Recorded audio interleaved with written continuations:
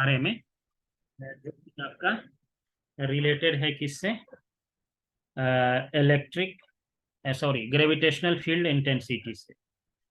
इसके कैलकुलेशंस वगैरह हम देखेंगे।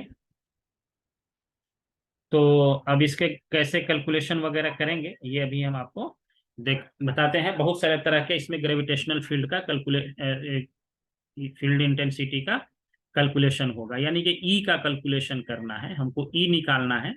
पहला भी हम बात करेंगे field due two point mass. Field due two point mass, ये अलग अलग तरह के शेप्स के लिए अलग अलग तरह के इक्वेशंस हमारा ई का निकल के आएगा, जिसको हम लोग ग्रेविटेशनल फील्ड इंटेंसिटी कहते हैं। तो पहला कैलकुलेशन हमारा है जिस जो है हमारा field due two point mass. ये मान लीजिए हमारा एक यहाँ पे एक मास है, ये कैपिटल एम रखा हुआ है, और यहाँ पे मान लीजिए कि स्मॉल मास एम रखा हुआ है। इस पॉइंट को मान लेते हैं कि this is O and this is P, and distance between O and P is R. इसके बीच जो डिस्टेंस है ये आर डिस्टेंस पे ये रखा हुआ है। दो मास है, एक कैपिटल एम है और एक स्मॉल एम है। कैपिटल एम को ओ पे रखा हुआ है, स्मॉल एम को पी पे रखा हुआ है, और ओ पी इक्वल टू ये आपको पोजीशन वेक्टर मान लीजिए, ये आपको डिस्टेंस जो है आर है ओपी। और मान लीजिए कि ओ जो है ये रेफरेंस लाइन है, यहाँ से हम मान लेते हैं ये ओरिजिन भी है, मान लेते हैं यहाँ से हम डिस्टेंस मेजर कर रहे हैं, दिस इज ओरिजिन। यानी इधर वाला डिस्टेंस जो होगा विच विल बी पॉजिटिव, और इस डायरेक्शन में जो डिस्टेंस होगा वो निगेटिव होगा। ये डायरेक्शन हमारा है पॉजिटिव, और इसका अपोजिट जो होगा दैट विल बी निगेटिव। इस साइड होगा तो वो हो जाएगा निगेटिव। तो इसमें जो है हम लोगों ने पढ़ा था कि जो ग्रेविटेशनल फील्ड इंटेंसिटी है उसके पास क्या होता है, मैग्नीट्यूड भी होता है, डायरेक्शन भी होता है, और पॉइंट टू पॉइंट वो वेरी भी करता है। पहले पार्ट में जब हम डिस्कस कर रहे थे इसका तो बताए थे पॉइंट टू पॉइंट ये वेरी भी करता है। और उसके बाद इसका जो है कि इंटेंसिटी जो है वो डिस्टेंस चेंज होने से इसके फील्ड के इंटेंसिटी भी क्या होती है, वो डिक्रीज करती है। अब ये मास एम जो है, ये एम जो है, this M creates a field. ये हमने दो पार्ट में बात किया था शुरू में जब फील्ड की बात कर रहे थे, फील्ड इंटेंसिटी के। क्रिएट्स अ फील्ड ई, ये ई एक फील्ड क्रिएट करता है at the site of mass, at the site of mass m, at the site of mass m, and this field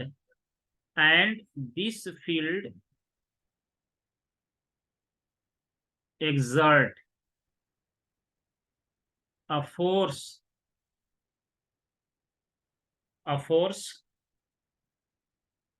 which is given by F equal to m into E। ये जो है ये क्या करता है, ये मास ये यहाँ पे एक फील्ड सेटअप करेगा, और वही फील्ड इस मास पे फोर्स लगाता है। फोर्स लगाएगा कैसे इस मास पे? फोर्स लगाने के लिए कोई ना कोई रीजन चाहिए कि वो फोर्स लगाएगा कैसे। तो ये मास इस पे जिस थ्रू फोर्स लगाता है, यहाँ पे कोई कनेक्शन नहीं है। आप देखिए ये दोनों कनेक्टेड नहीं है, ये यहाँ पे रखा हुआ है, ये यहाँ पे एयर में रखा हुआ है, दे आर नॉट कनेक्टेड। मान लीजिए कि हम एक रस्सी से इसको पकड़ के उठाते हैं ऊपर, तो यहाँ ये कनेक्शन है, रस्सी का उठा रहा है यहाँ, या यहाँ से हम छोड़ देते हैं, ग्रेविटी इसको नीचे की तरफ ले जाएगा। लेकिन इसमें तो कोई कनेक्शन ही नहीं है, तो फोर्स लगा कैसे इस मास पे? तो ये क्या है, यही एक फील्ड है जो इस पे फोर्स लगाता है, and that force is equal to mass into इसका मास, इस पे इसका मास और इंटू ई हो जाता है। और आप ये भी कहते हैं कि E equal to F by M, force by mass भी कहा जाता है, ये भी कहते हैं इसको। और इसका जो है ये जो डायरेक्शन है आपका जो होगा, ये डायरेक्शन अगर हम बात करें कि इस फील्ड का डायरेक्शन जो होगा आपका, या फोर्स का जो अगर डायरेक्शन हम पूछें, इस मास m पे जो फोर्स लगेगा वो डायरेक्शन किधर होगा, पीओ के तरफ होगा या ओपी के तरफ होगा, कौन सा डायरेक्शन होगा, वेदर पीओ और ओपी। ये मास जो है m, ये छोटे वाले मास पे जो फोर्स लगाएगा उसका डायरेक्शन किधर होगा, पीओ के तरफ होगा या ओपी के तरफ होगा, बताइए किधर होगा, पीओ के तरफ होगा या ओपी के तरफ होगा। क्योंकि ये मास क्या करेगा, इसको अट्रैक्ट करेगा ना, ऐसे मास हमेशा क्या करता है, अट्रैक्ट करता है, रिपेल तो करता ही नहीं है। तो ये कैपिटल वाला मास जब स्मॉल मास को इधर अट्रैक्ट करेगा तो इसका डायरेक्शन क्या होगा, टुवर्ड द पीओ होगा, नॉट टुवर्ड द ओपी। ये भी ध्यान रखना है, डायरेक्शन से भी बहुत सारे कंफ्यूजन आते हैं कि टुवर्ड द ओपी होगा, इस फोर्स का डायरेक्शन ओपी के तरफ, सॉरी पीओ के तरफ होगा, पी से ओ के तरफ होगा, यही पीओ होगा, ओपी के तरफ नहीं होगा। ये मास इसको खींचेगा अपने तरफ तो इसका डायरेक्शन इधर हो जाएगा फोर्स का। तो जिधर फोर्स का डायरेक्शन होगा उधर ही ई का डायरेक्शन होगा। अब यहां अगर फोर्स की हम बात करें तो आप कहेंगे कि ये G m m/r² होगा फोर्स। तो इस फोर्स का वैल्यू अगर यहां पुट कर दें हम, तो ई का डायरेक्शन क्या निकलेगा, इलेक्ट्रिक ग्रेविटेशनल फील्ड इंटेंसिटी, ये हो जाएगा Gm/r²। एम से एम कट जाएगा, डिवाइड करेंगे तो ये इसका भी डायरेक्शन किधर होगा, टुवर्ड पीओ, पीओ के साइड होगा इसका डायरेक्शन। इलेक्ट्रिक फील्ड भी उधर ही है, फोर्स सॉरी ये ग्रेविटेशनल फील्ड इंटेंसिटी भी जिधर होगा उधर ही आपका फोर्स भी होगा। तो ये आपका इस साइड हो गया, ये पीओ आपका पीओ के तरफ होगा, electric sorry gravitational field intensity. अब अगर मान लो कि मैं ये कहूं आपको कि इसका डायरेक्शन जो है, इसको आप इस डायरेक्शन में थोड़ा बता दीजिए मुझे। ये सेम चीज हम ड्रॉ करते हैं यहाँ पे, ये एम था कैपिटल, ये स्मॉल एम है, ये ओ है, ये पी है, और इसके बीच का जो डिस्टेंस है वो क्या है आपका, आर है, यहां से आर इज द डिस्टेंस। तो अब अगर इसमें ये इलेक्ट्रिक फील्ड का डायरेक्शन किधर है, सॉरी फील्ड का डायरेक्शन किधर है, टुवर्ड द, ये इधर के डायरेक्शन है पीओ के तरफ है, ये लिखा हुआ है डायरेक्शन पीओ है। अगर ये ओरिजिन है और अगर मैं फील्ड इंटेंसिटी का बात अगर टुवर्ड ओपी करूं तो क्या लिख सकता हूं, E will be equal to -Gm/r² into unit vector in the direction of OP। OP के साइड में एक यूनिट वेक्टर से इसको मल्टीप्लाई कर दिया गया, निगेटिव यहां लगा हुआ है। निगेटिव का मतलब है हम लिख तो इधर रहे हैं बट है नहीं इधर, ये इसका डायरेक्शन एक्चुअली इधर है। तो जब हम इसके अपोजिट डायरेक्शन में बात करेंगे तो ये आपका क्या हो जाएगा, निगेटिव लगाना पड़ेगा। कभी कभी क्वेश्चन में ऐसे भी पूछ देता है, सब जानते हुए भी यहाँ पे ये साइन के कन्वेंशन के वजह से मिस्टेक कर सकते हैं आप। अगर ये डायरेक्शन पीओ के तरफ है तो ये वाला होगा, अगर कह दे ओपी के तरफ बता दो तो इसमें एक यूनिट वेक्टर से मल्टीप्लाई कर देंगे और निगेटिव डायरेक्शन, निगेटिव साइन इसमें लगा देंगे। तो ये इसका रहेगा ई आर इज, ये क्या है, यूनिट वेक्टर, ये है unit vector along the radius, along the R distance के तरफ ये है। अब दूसरा है, अब फील्ड की बात करते हैं, फील्ड सेकेंड वन इज, पहला वाला हमारा हो गया electric field, sorry gravitational field intensity Gm/r² हो गया, और दूसरा है निकालना है field intensity, field due to a uniform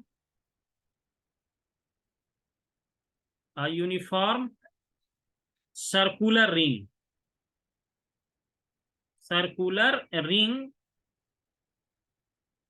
at a point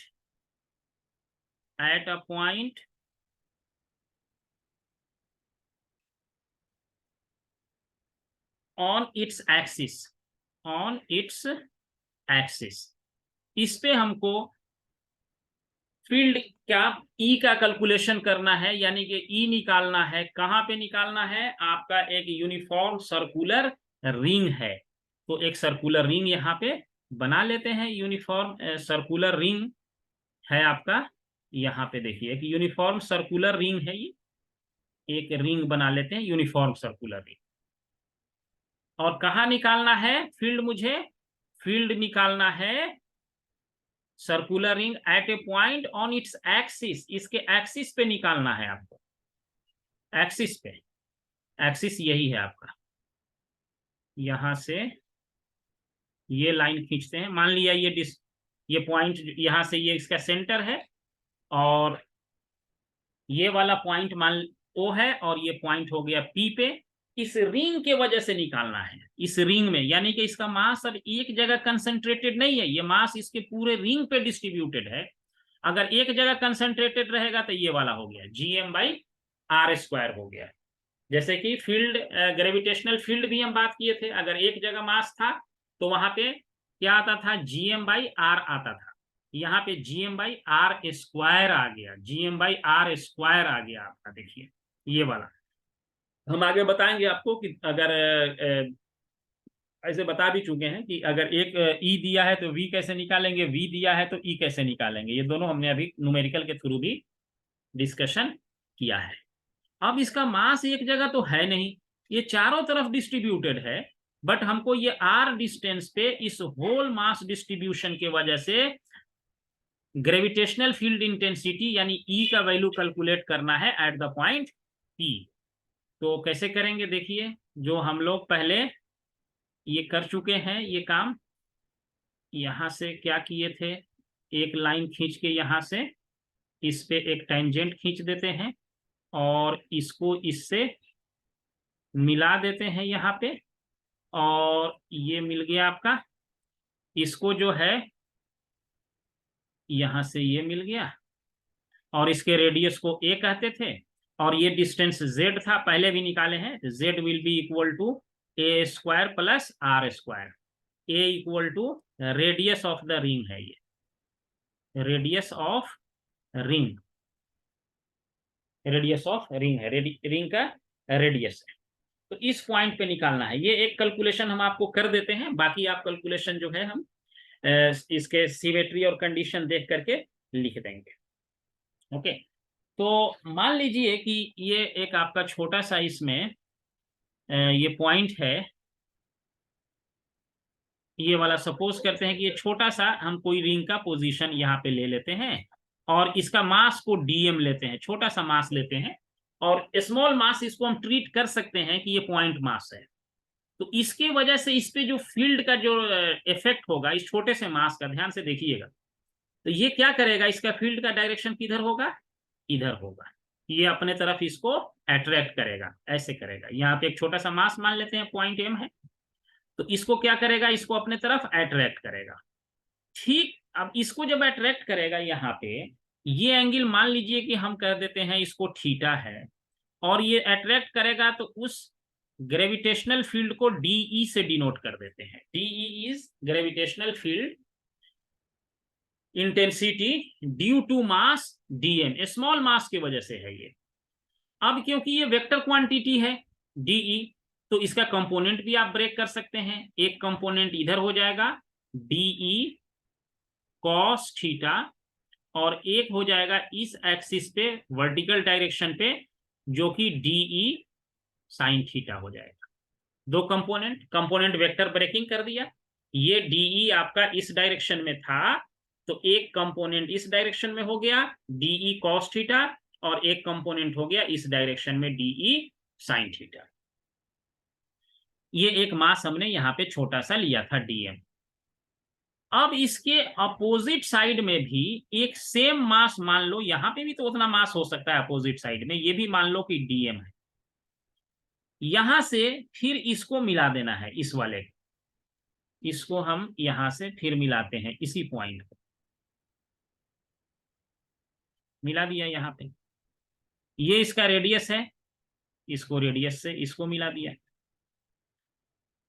अब इसमें देखिए कि ये जो एंगल आपका थीटा है, तो यहां भी एंगल थीटा ही होगा, और ये डीएम छोटा वाला मास जो है, क्योंकि अब एक ही मास तो नहीं है, ये भी इसको खींचेगा, यहाँ मास होगा वो भी इसको खींचेगा, ये यहाँ पे जो मास है वो भी इसको खींच रहा है।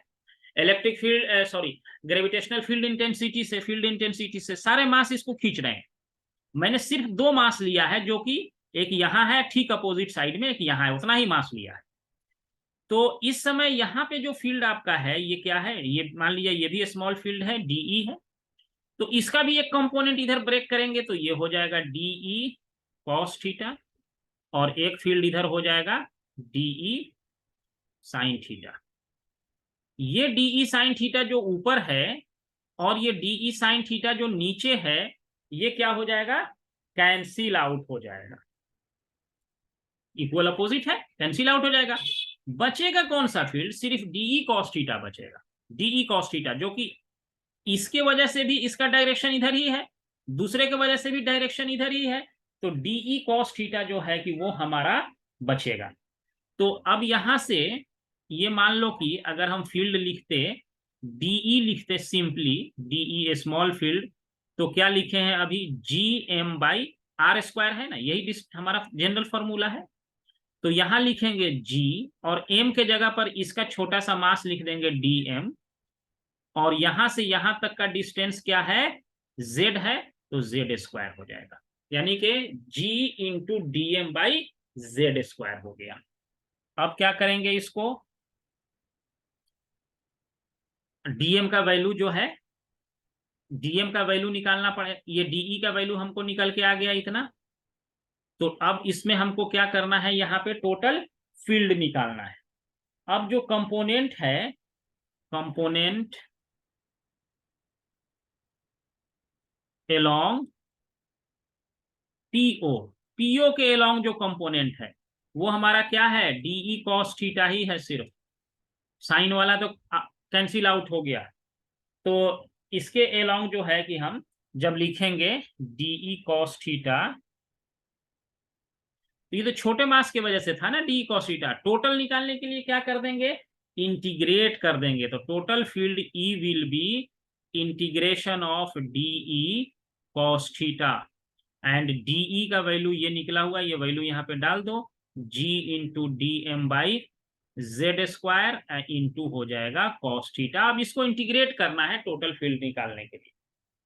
तो अब इसमें क्या करिए कि z का जो है वैल्यू जो है वो आप डाल दीजिए इसमें। कॉस थीटा क्या है, ये कांस्टेंट है, इसका इंटीग्रेशन नहीं होगा, ये बाहर आ जाएगा। dm, अब इसको लिख सकते हैं g constant into cos theta constant, ये आपको जो है बाहर निकल गया, and divided by Z square जो होगा, ये क्या होगा, ये भी कांस्टेंट है, अभी बता रहे हैं कैसे कांस्टेंट है, इनटू रहेगा डीएम। देखिए यहां से ध्यान से, जेड जो है, जेड क्या है, अगर हम इसको थोड़ा आपको वीडियो में दिखाएं, इसको जेड जो है, रुकिए हमको एक एग्जांपल एक दिन बताए थे। देखो ये हमारा मान लो कि अगर ये रिंग है, सपोज करो यही यही रिंग है हमारा, ये रिंग है। अब इसके हर ये इस पॉइंट पे अगर हम बात करें, ये मान लो ये पॉइंट है यहाँ पे, तो यहाँ से हर पॉइंट का, यहाँ से यहाँ का, यहाँ से यहाँ का, कहीं का भी डिस्टेंस लेंगे तो वो z सेम ही होता है। ये हमने इससे पहले वाले दिन भी आपको बताया था, z जो रहेगा इस पॉइंट का, टिप से समझो, इसके किसी भी पॉइंट से निकालेंगे तो z का वैल्यू जो होगा वो हर जगह सेम ही रहेगा, यानी z चेंज नहीं करेगा, हम कहीं भी घूम जाएंगे तो। और जब टोटल घूम जाएंगे, इंटीग्रेट कर देंगे, तो ये हमारा टोटल मास आ जाएगा। तो इसीलिए z को भी इंटीग्रेशन से क्या कर दिया गया है, बाहर निकाल लिया गया है। और जब dm आप इसका कर देंगे, टोटल मास जो है इसका, हम रिंग का मास टोटल, जब dm को इंटीग्रेट कर देंगे टोटल मास हो जाएगा g cos theta by Z square into DM, क्या हो जाएगा, इंटीग्रेट कर दो तो टोटल मास निकल जाएगा। ये रिंग को, ये छोटा छोटा मास को जब हम जोड़ेंगे, ये वाला, ये छोटा सा मास, फिर इसमें छोटा सा मास, फिर इसमें छोटा सा मास, ये सब मास जब हम ऐड कर देंगे टोटल, तो ये total mass of the ring निकल जाएगा, which is equal to m। Total mass क्या है हमारा, m है। तो ये m लिख दिए। अब यहां से जेड स्क्वायर और कॉस थीटा आपको हटाना पड़ेगा, तो E will be equal to G into M, और कॉस थीटा का वैल्यू यहां से देखो क्या आएगा इस इक्वेशन में। अगर हम पूछें what is the value of cos theta, तो कॉस थीटा आप कहेंगे बेस बाई हाइपोटेन्यूज। थीटा के सामने वाला ए है, बेस क्या हो जाएगा, आर हो जाएगा, हाइपोटेन्यूज क्या है, जेड है इसका, देख लो। तो ये हम लिखते हैं cos theta equal to base is R and hypotenuse is Z, यहां हो गया आपका जेड का स्क्वायर। इसको थोड़ा और सिंप्लीफाई करिए, G M into R divided by, Z का वैल्यू क्या है निकाले हुए, जेड देखो, जेड यही है आपका, Z is root under A square plus R square, इस वैल्यू को इसमें पुट कर दो, Z is root under R square plus A square, ये हो गया। यहां पर जेड स्क्वायर इंटू जेड, इसका पावर क्या हो जाएगा 3, तो इस पे पावर आप लगा दीजिए 3, ये जेड इंटू जेड स्क्वायर, ये हो जाएगा जेड का पावर 3, और जेड का वैल्यू ये था, इसका पावर हो गया ये, तो इसको आप लिख देंगे G M R by R square plus A square, इसका पावर हो जाएगा 3/2। ये आपका निकल के आ गया, this is the field directed toward the centre of the ring, यही फील्ड का वैल्यू निकल के आया।